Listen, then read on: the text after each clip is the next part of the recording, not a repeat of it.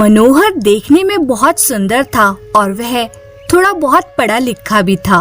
उसके माता पिता उसका विवाह माधवी से करना चाहते थे। मनोहर माधवी को बचपन से ही जानता था, इसलिए वह भी उससे शादी करने के पक्ष में था। उसने यह बात माधवी से कई बार बताई भी थी। एक दिन ज्योतिषी ने मनोहर के हाथ की रेखाएं देखकर कहा, शीघ्र तुम एक ऊंचे घर का दामाद बनोगे। मनोहर में धनवान बनने की तीव्र इच्छा थी। ज्योतिषी की भविष्यवाणी ने उस पर बहुत प्रभाव डाला।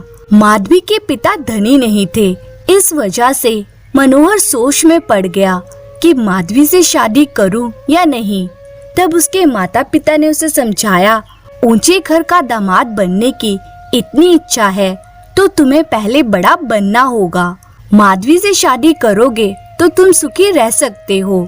ज्योतिषी की अंट शंट बातों में आकर जीवन बर्बाद मत करो।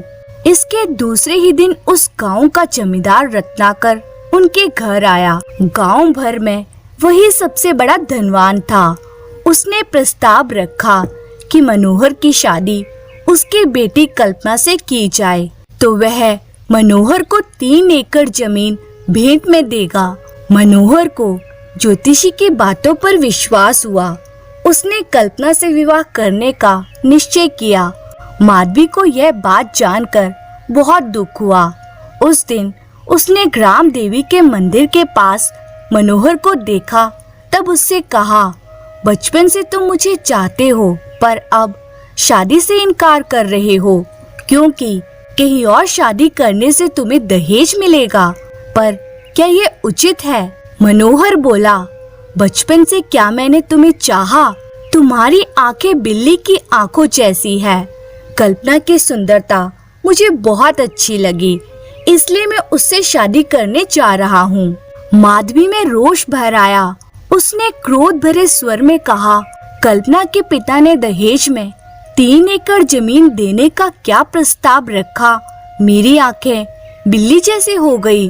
अगले जन्म में तुम बिल्ली बनकर जन्म लोगे, कहकर वह तेजी से चली गई। मनोहर और माधवी के बीच जो कुछ भी हुआ वह सब उसने अपने माता पिता को बताया। जब उसके माता पिता को मालूम हुआ कि माधवी खुद मनोहर के जीवन से हट गई तो उन्होंने पुरोहित को बुलवाकर मुहूर्त निश्चित किया। इसके दूसरे ही दिन उनके दूर का रिश्तेदार माधव परिवार सहित उनके घर आया। वह लंबे समय से राजधानी में राजा के महल में काम कर रहा था। उसे और उसकी पत्नी को मनोहर बहुत पसंद आया। उन्होंने अपनी बेटी वंदना की शादी उससे करनी चाहिए और यह बात उसके माता पिता से कही। मनोहर के पिता ने जब उनसे कहा कि कल ही उसकी मंगनी है तो माधव ने कहा, हमें सब कुछ मालूम है। मनोहर की शादी माधवी से होने वाली थी।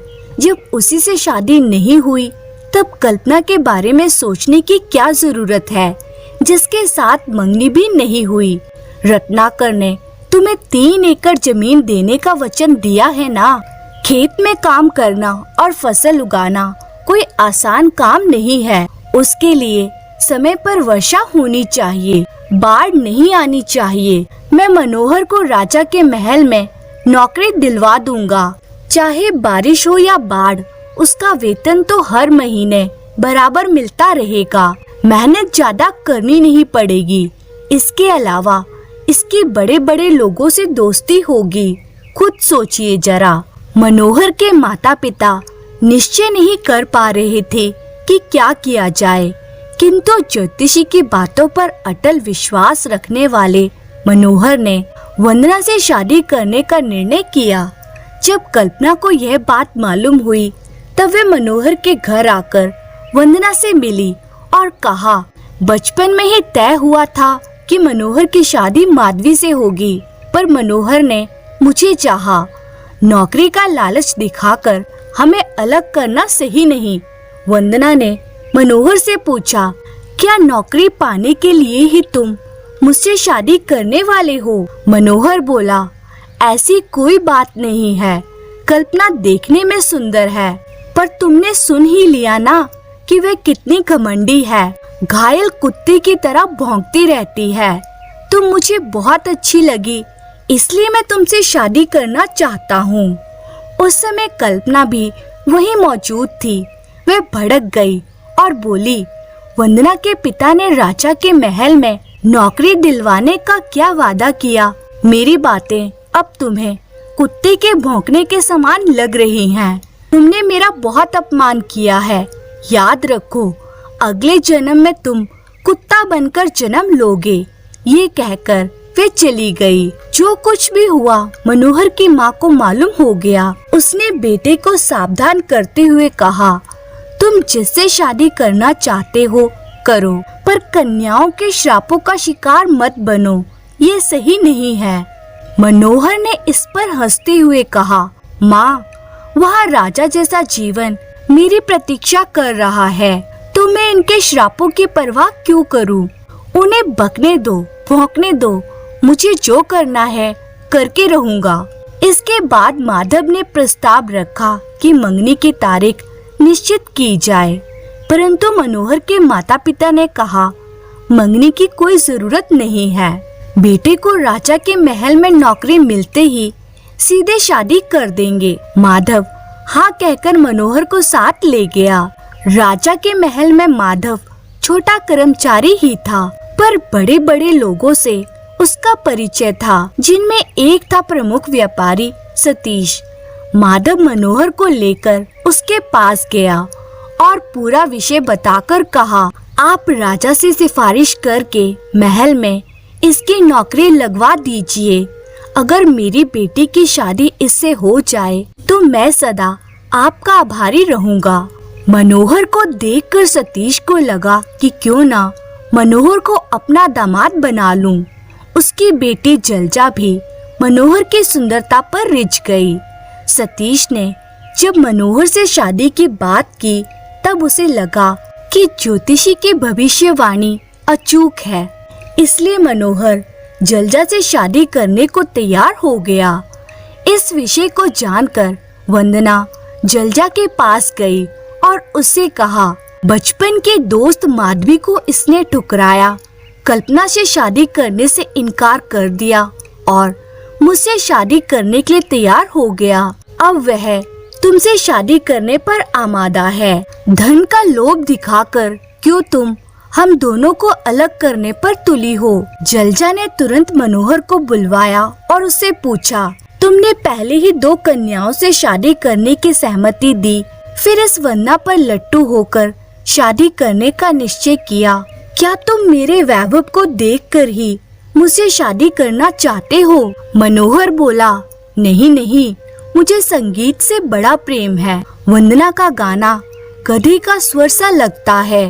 तुम बहुत अच्छा गाती हो, इसलिए तुमसे शादी करना चाहता हूँ। वंदना एकदम क्रोधित हो उठी।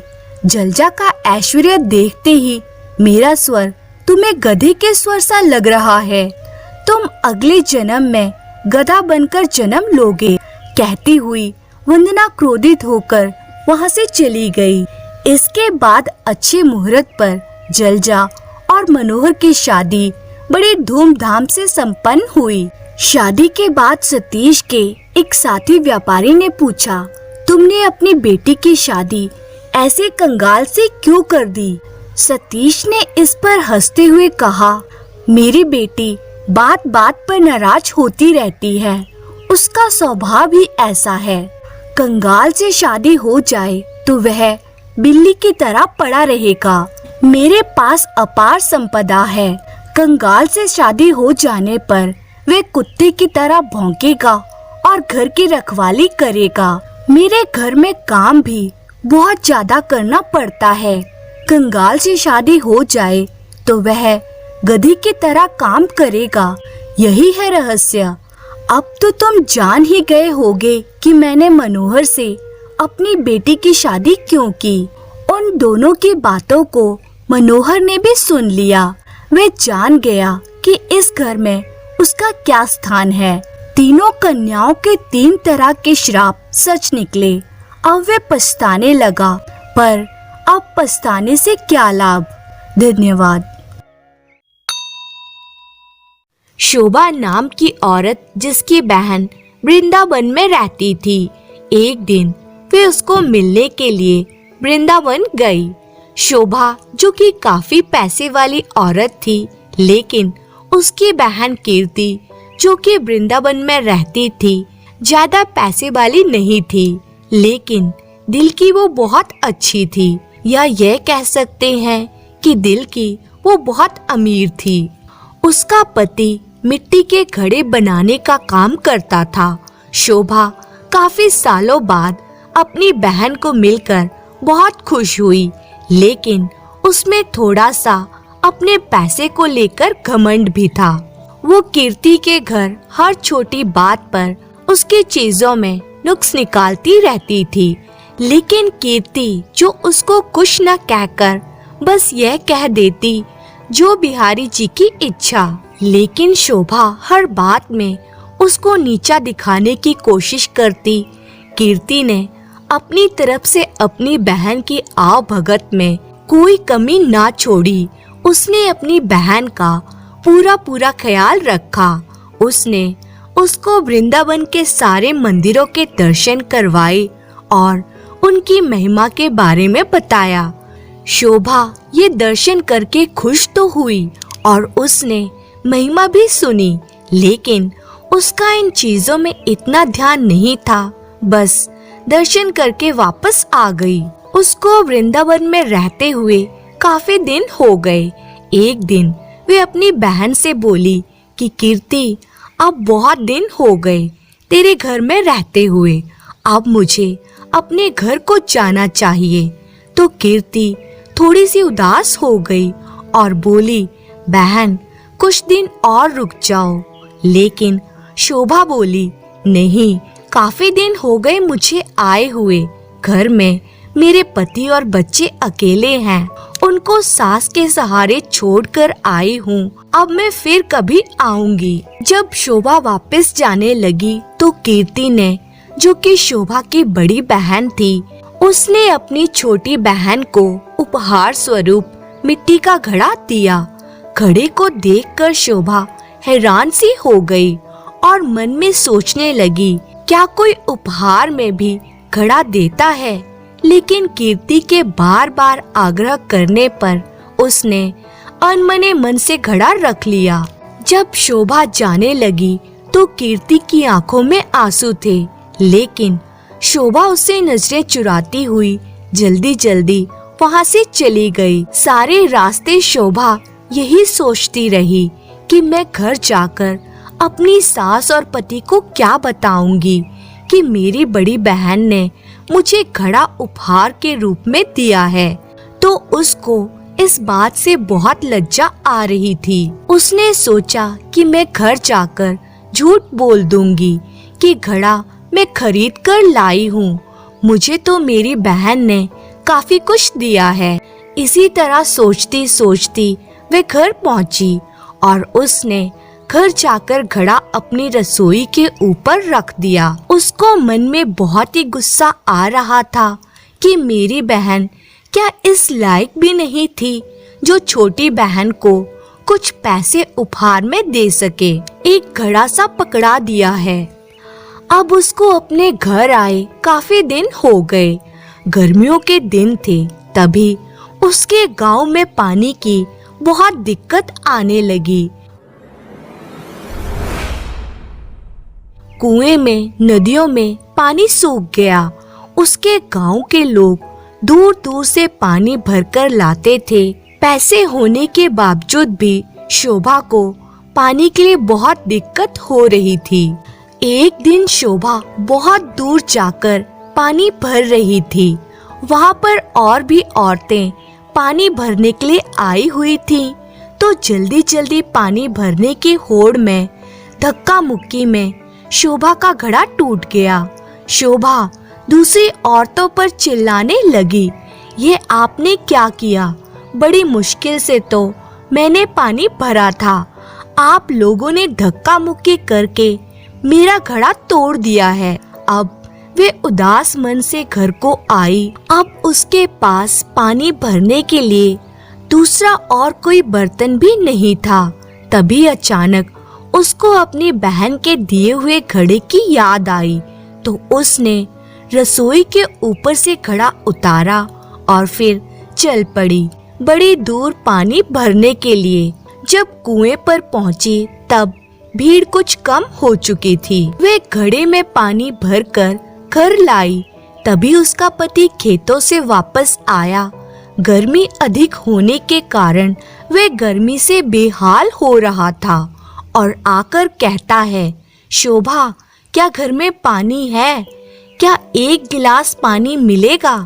तो शोभा ने कहा, हाँ, मैं अभी भरकर लाती हूँ। तभी उसने उस घड़े में से एक गिलास पानी भरकर अपने पति को दिया। गले से पानी उतरते ही उसका पति एकदम से उठ खड़ा हुआ और बोला, यह पानी तुम कहाँ से लाई हो? तो शोभा एकदम से डर गई कि शायद मुझसे कोई भूल हो गई है। तो उसने कहा, क्यों, क्या हुआ? उसका पति बोला, यह पानी नहीं, यह तो अमृत लग रहा है। इतना मीठा पानी तो आज तक मैंने नहीं पिया। यह तो कुएं का पानी लग ही नहीं रहा, यह तो लग रहा है किसी मंदिर का अमृत है। तो शोभा बोली, मैं तो कुएं से ही भरकर लाई हूँ, यह देखो घड़ा भरा हुआ है। उसके पति ने कहा, यह घड़ा तुम कहाँ से लाई थी? उसने कहा, मैं वृंदावन से वापस आ रही थी तो मेरी बहन ने मुझे दिया था। यह सुनकर उसका पति चुप हो गया। अब शोभा का पति बोला कि मैं थोड़ी देर के लिए बाहर जा रहा हूँ, तब तक तुम भोजन तैयार करो। तो शोभा ने उस घड़े के जल से दाल चावल बनाए। घड़े के पानी से दाल चावल बनाने से उसकी खुशबू पूरे गांव में फैल गई। गांव के सब लोग सोचने लगे कि आज गांव में कहाँ उत्सव है जो इतनी अच्छी खाने की खुशबू आ रही है। सब लोग एक एक करके खुशबू को सूंघते हुए शोभा के घर तक आ पहुँचे। साथ में उसका पति भी था। तो उसने आकर पूछा कि आज तुमने खाने में क्या बनाया है? तो उसने कहा कि मैंने तो दाल और चावल बनाए हैं। तो सब लोग हैरान हो गए कि दाल चावल की इतनी अच्छी खुशबू। सब लोग शोभा का मुंह देखने लगे कि आज तो हम भी तेरे घर से दाल चावल खाकर जाएंगे। उसने किसी को भी मना नहीं किया और थोड़े थोड़े दाल चावल सबको दिए। दाल चावल खाकर सब लोग उसको कहने लगे, यह दाल चावल नहीं, ऐसा लग रहा है कि हम लोग अमृत चख रहे हैं। तो शोभा के पति ने कहा कि तुमने आज दाल चावल कैसे बनाए? शोभा बोली कि मैंने तो ये घड़े के जल से ही दाल चावल बनाए हैं। शोभा का पति बोला, तेरी बहन ने तो बहुत अच्छा उपहार दिया है। अगले दिन जब शोभा घड़े में पानी भरने के लिए जाने लगी तो उसने देखा घड़ा तो पहले से ही जल से भरा हुआ है। उसका जल वैसे का वैसा है जितना वो कल लाई थी। उसने उसमें से खाना भी बनाया था, जल भी पिया था, लेकिन घड़ा फिर भी भरा का भरा था। शोभा एकदम से हैरान हो गई, ये कैसे हो गया? तभी अचानक से उसी दिन उसकी बहन कीर्ति उसको मिलने के लिए उसके घर आई। तो शोभा अपनी बहन को देखकर बहुत खुश हुई, उसको गले मिली और उसको पानी पिलाया। तो उसने अपनी बहन को कहा कि दीदी, यह जो तुमने मुझे घड़ा दिया था ये तो बहुत ही चमत्कारी घड़ा है। मैंने तो तुच्छ समझकर रसोई के ऊपर रख दिया था, लेकिन कल से जब से मैंने इसमें जल भरा हुआ है तब से जल वैसे का वैसा ही भरा हुआ है। इसका जल इतना मीठा है और इसके जल से मैंने दाल और चावल बनाए जो कि अमृत के समान बने थे। उसकी बहन बोली, अरे ओ मेरी भोली बहन, क्या तू नहीं जानती कि यह घड़ा ब्रिज की रज यानी वृंदावन की मिट्टी से बना है, जिस पर साक्षात किशोरी जी और ठाकुर जी नंगे पांव चलते हैं। उसी रज से ये घड़ा बना है। ये घड़ा नहीं, साक्षात किशोरी जी और ठाकुर जी के चरण तुम्हारे घर पड़े हैं। किशोरी जी और ठाकुर जी का ही स्वरूप तुम्हारे घर आया है।